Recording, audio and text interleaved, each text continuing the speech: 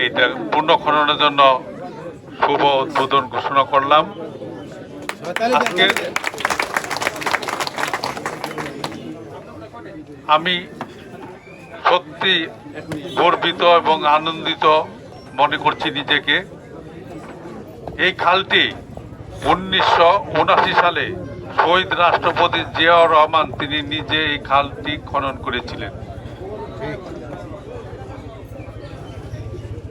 তিনি যে সারা দেশে কৃষিতে বিপ্লব ঘটানোর জন্য সারা দেশব্যাপী যে খাল খনন প্রকল্প চালু করেছিলেন, আমরা দোহারবাসী গর্বিত যে শহীদ রাষ্ট্রপতি জিয়া রহমানের পায়ের ছোঁয়া আমাদের এই খালের মধ্যে পড়েছে এবং তিনি এই খালটি খনন করেছেন।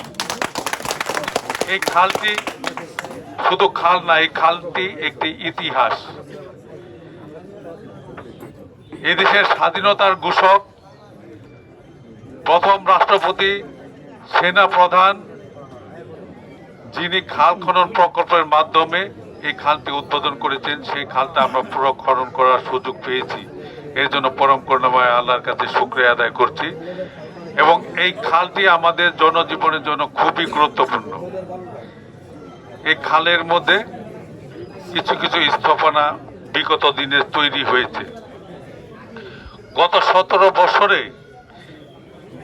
যত খাল ছিল সমস্ত খালগুলো কিন্তু ভরাট হয়ে গেছে, যার ফলশ্রুতিতে জলবদ্ধতা তৈরি হয়েছে। একটু বৃষ্টি নামলেই প্রতিটি বাড়ির সামনে প্রতিটি মাঠে মনে হয় যে একটি করে পুকুর হয়ে গেছে। তার মানে খালগুলো বন্ধ হয়ে গেছে বলেই আজকে এই অবস্থা। আমাদের যতগুলো খাল আছে, আমাদের শহীদ রাষ্ট্রপতি জিয়াউর রহমানের উত্তরসূরি জনাব তারেক রহমান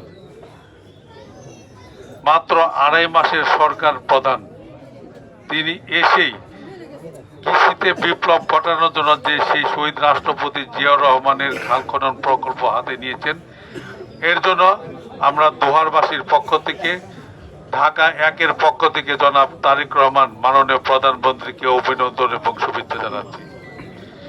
তারই কর্মসূচি অনুযায়ী আজকে তার নির্দেশনায় আমরা আজকের এই খাল খনন প্রকল্পে এসেছি, খাল খনন পূর্ণ খনন করার উদ্বোধন করার জন্য। এই খাল খনন করতে যে অনেকেই হয়তো কিছুটা ক্ষতিগ্রস্ত হতে পারে, বুঝে হোক না বুঝে হোক খালি পেয়ে আপনারা কিছুটা ভরাট করেছেন, কিন্তু আপনাদের এই ভরাটের চেয়ে আরো বেশি গুরুত্বপূর্ণ আপনার বাড়ির উঠানের পানিগুলো খাল দিয়ে নেমে যাওয়া। তাই আপনাদের সকলের সহযোগিতা কামনা করছি। যদি খালের উপর দিয়ে কোনো রাস্তা হয়ে থাকে, সেখানে বিকল্প ব্যবস্থা আমরা করে দেব প্রশাসনের পক্ষ থেকে। কিন্তু সকলেই এই খালটা খননের ক্ষেত্রে